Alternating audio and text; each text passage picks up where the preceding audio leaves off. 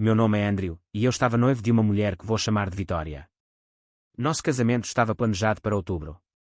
O local reservado, os convites encomendados, e ela já tinha se mudado para o meu apartamento meses antes de tudo desmoronar. Nós estávamos juntos há 2 anos, noivos há 8 meses. Acredito que eu a conhecia bem, mas estava enganado. O que eu encontrei numa noite destruiu tudo o que eu achava que entendia sobre confiança, amor, e a mulher que eu estava prestes a me casar. A verdade era que a pessoa que eu imaginava construindo uma vida estaria me mentindo o tempo todo. A pior parte, ela entrava na nossa casa direto da cama de outro homem e agia como se nada tivesse acontecido. Isso não foi um deslize de uma vez ou uma fraqueza passageira. Foi uma traição deliberada que se estendeu por meses. E toda a fachada desmoronou por causa de uma única notificação de mensagem às 2h17 da manhã.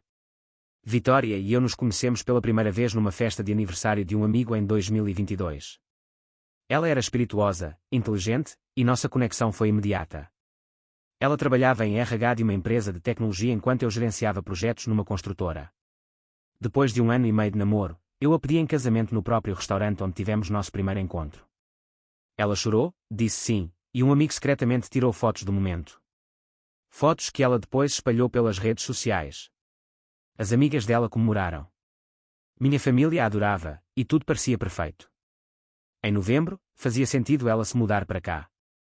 O contrato de aluguel dela estava acabando. E como íamos nos casar em breve, dividir uma casa era o próximo passo. Ela trouxe seus móveis, suas plantas, toda a sua vida para o meu apartamento, e começamos a construir um lar juntos. Durante esse tempo, ela uma vez mencionou um velho amigo chamado Marcos. Eles se conheciam desde a escola, mas perderam contato até reatar pelo Facebook logo após o nosso noivado. Aparentemente, ele viu as fotos de noivado dela e decidiu entrar em contato. Ela às vezes o mencionava na conversa, mas eu não achei que fosse algo preocupante. Eu tinha uma amiga também e nunca vi isso como algo errado. Com o casamento se aproximando, ela começou a sair mais com as amigas, insistindo que queria passar tempo com as solteiras antes de se casar. Quinta-feira virou a noite preferida delas, o que achei estranho, mas ela explicou que as amigas preferiam noites de semana porque os finais de semana eram mais cheios. Eu confiei nela completamente. Nós estávamos noivos, planejando uma vida juntos. Porque eu duvidaria dela. Agora, olhando para trás, percebo que havia sinais que ignorei assim que ela se mudou para cá. Mas é isso que acontece com confiança. Quando você acredita em alguém, explica as bandeiras vermelhas. Você se convence de que está paranoico se questiona elas. Por volta de janeiro e fevereiro, eu estava fazendo horas extras para cobrir os custos do casamento. Vitória cuidava da maior parte do planejamento, e eu agradecia por isso. Chegava em casa exausto, e ela ou tinha o jantar pronto ou encomendava comida. Nós relaxávamos no sofá, conversávamos, e fazíamos planos para o fim de semana. Tudo parecia normal. A ironia cruel é que, durante os meses em que eu achava que éramos mais próximos, ela tinha uma segunda vida que eu não fazia ideia. Numa quinta-feira, pulei as horas extras e cheguei cedo em casa. Vitória alegou que estava finalizando e-mails de trabalho e que estava cansada demais para sair, então fiquei feliz por finalmente termos uma noite juntos. Pedimos comida chinesa, assistimos a um documentário policial, e passamos a noite no sofá. Ainda assim, ela parecia distraída, verificando o celular mais do que o normal. Por volta das 10 horas, ela disse que tinha dor de cabeça e queria dormir, tomando um Tylenol antes de ir para a cama. Depois, quando me juntei a ela já dormia, roncando levemente, o celular ainda brilhando na mão. Quando movi para o criado mudo, ele vibrou. Uma mensagem do Marcos apareceu, perguntando se ela ainda estava acordada. Meu estômago virou. Eu sabia que deveria ter deixado o celular de lado, mas algo dentro de mim me encorajou a ler mais. Ao rolar, descobri semanas de mensagens, planos de encontrar, desculpas de estar ocupado demais, e conversas sobre precisar ser cautelosa porque eu comecei a fazer perguntas. Eu não conseguia respirar, olhando para ela, dormindo em paz. Sentia que não conhecia nem ela nem a mulher ao meu lado. As mensagens revelaram tudo.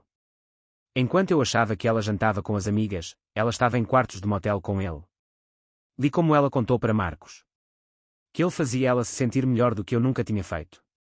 Como ela admitiu fingir intimidade comigo, mas ter paixão de verdade com ele. As trocas começaram em dezembro, apenas um mês depois dela se mudar para cá. Então veio a mensagem que me destruiu completamente. Ela disse a Marcos que ainda podia sentir ele dentro dela enquanto cozinhava o jantar para mim. Ela admitiu que beijou minha noite de boa noite enquanto ainda o tinha na cabeça. Não consegui parar de ler. Cada mensagem era uma faca no peito. Passei pelos registros do primeiro encontro deles, que deveria ser um café, mas virou horas num quarto de motel. Li a comparação dela entre nós, as dúvidas sobre o casamento, e os planos dela para decidir entre nós. Às 3 horas da manhã, tinha salvo capturas de tela de tudo. Deitado acordado até o nascer do sol, lutei com a verdade insuportável. Isso não era só infidelidade. Era uma mentira calculada e contínua. Cada memória que compartilhamos, cada sorriso, cada beijo, tudo parecia envenenado. Quando ela acordou na manhã seguinte, tudo parecia normal. Ela me beijou na testa, se arrumou para o trabalho, e agiu como uma noiva dedicada. Ver ela se arrumar, sabendo onde ela realmente tinha estado naquelas noites com as amigas, me dava náusea. Ela até sugeriu que eu tirasse um dia de folga, já que eu parecia cansado, com uma preocupação genuína. Isso foi o que mais me deixou confuso. Como ela parecia se importar comigo enquanto me traía tão profundamente. Depois que ela saiu, eu fiquei em casa, andando de um lado para o outro. Pensei em ligar para meu irmão ou melhor amigo, mas não consegui dizer em voz alta. Ensaiava o que ia dizer quando a confrontasse, escrevia perguntas e a jogava fora, praticava conversas na cabeça. À noite, eu sabia que não podia mais ficar calado. Quando Vitória chegou em casa, agiu alegre, comprou mantimentos para fazer meu prato favorito, stir fry. Ela falou sobre o dia, reclamando do chefe, rindo, e falando que se sentia bem vivendo junto antes do casamento. Esse comentário quase me quebrou. Finalmente, eu disse que precisávamos conversar. No momento em que pronunciei o nome do Marcos, a cor saiu do rosto dela. Ela caiu na cadeira, incapaz de ficar de pé. Li em voz alta uma das mensagens dela, aquela em que ela admitia mentir sobre o trabalho para dormir com ele ao invés de comigo. Ela quebrou em lágrimas, insistindo que não era aquilo que eu achava, mas a prova era indiscutível. Confrontei ela com as próprias palavras, até mostrei uma foto deles na cama juntos, com horário marcado na mesma noite. Ela disse que estava cansada demais para sexo. Ela chorou, deu desculpas, afirmou que não queria que acontecesse. Eu a confrontei, lembrando que reservar quartos de motel, enviar fotos, dizer que amava ele, não eram acidentes. Finalmente, ela admitiu que amava ele, mas também dizia que me amava. Eu disse que amor não funciona assim. Ela não podia ter os dois. Ela implorou, prometeu acabar, jurou que o bloquearia, até ofereceu deixar o emprego se fosse preciso. Ela insistia que poderíamos consertar, fazer terapia, reconstruir. Mas eu sabia a verdade. Isso não era um erro de uma vez só. Era um relacionamento inteiro que ela tinha escondido enquanto planejava o casamento comigo. Eu disse que tinha acabado. O casamento estava cancelado. Ela precisava sair de casa. Na semana seguinte, cancelei fornecedores, liguei para a família, e expliquei tudo aos meus pais, ao meu irmão, e aos meus amigos. Foi humilhante, doloroso, e caro. Perdemos quase $8.000 em depósitos. Mas isso não se compara ao custo de casar com alguém que me enganou tão completamente. Vitória saiu no sábado seguinte. Deixou o anel na pia com um bilhete dizendo que sentia muito e que eu merecia algo melhor. Ela tinha razão, eu merecia. Os meses seguintes foram brutais. Me senti sozinho, revivi cada memória, duvidei de tudo. Questionei se algo tinha sido real. As palavras dela, o amor dela, nossa intimidade. Lutei contra a dúvida, pensando se era insuficiente. Mas a terapia me ajudou a enxergar claramente. A traição dela não era sobre mim. Era sobre o seu egoísmo, desonestidade e incapacidade de terminar nosso relacionamento antes de buscar alguém novo. Por meio de amigos em comum, ouvi que o relacionamento dela com Marcos acabou depois de alguns meses. Ela até tentou me procurar, mas eu o bloqueei em todos os lados. Não quis um fechamento. Não quis uma amizade. Queria ela fora da minha vida. Já fazem 6 meses. Ainda tenho dias difíceis, mas, no geral, sou grato. Grato por ter descoberto antes do casamento. Grato por não ter desperdiçado anos da minha vida com alguém que podia mentir na minha cara todo dia. Grato por ter aprendido o que é a traição. Porque agora sei como deveria se sentir a verdadeira confiança também.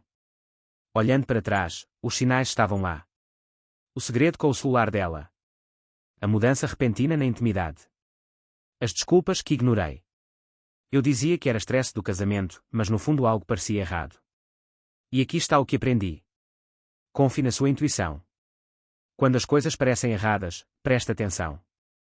Também aprendi que algumas pessoas conseguem separar as coisas de formas que parecem inimagináveis. Vitória podia planejar nosso casamento durante o dia, e à noite encontrar seu amante. Ela podia beijar-me sinceramente na hora de dormir, depois de passar horas com ele. Eu nunca conseguiria imaginar viver uma vida dupla assim, por isso nunca suspeitei. Mas a maior lição que levei é sobre a autoestima. A traição dela nunca foi sobre eu não ser suficiente. Foi sobre as escolhas dela, a falta de honestidade, suas fraquezas, seu egoísmo. Infidelidade não é um reflexo das falhas do parceiro traído. É um reflexo do caráter do traidor.